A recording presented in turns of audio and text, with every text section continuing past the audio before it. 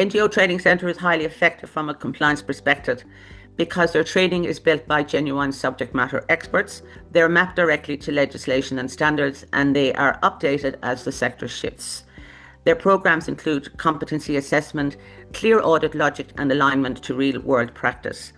And then from a governance point of view for the provider, this means fewer training-related non-conformities, strong evidence of capability, and a workforce that can confidently demonstrate compliance under scrutiny.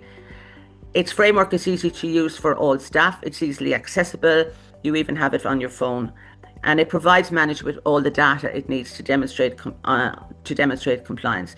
Because during the audit, it can be a stressful time, and we're looking for, compliance rates of manual handling or enteral feeding, whatever. And, with the flick of a switch on the computer, they can pull up all that data. So from that point of view, it makes life a whole lot easier for the provider.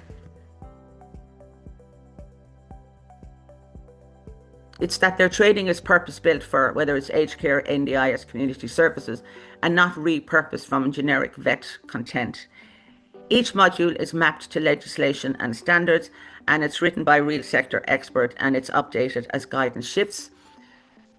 They focus on competency and not just information, and they align training to the actual provider's procedures, which makes their content genuinely audit defensible and far more effective than template-based providers. For example, the clinically focused subjects state that when the staff member has completed the online training, for example, enteral feeding, then they also need to be clinically assessed as competent in the workplace. And this is fundamentally important for providers who need to determine who is qualified and skilled to clinically assess the workforce, and what are the key requirements that this clinical assessor needs. And importantly, and sometimes not always considered, how is the clinical assessor assessed? I've spoken with my NDIS auditor colleagues prior to this interview, and they agreed with me here.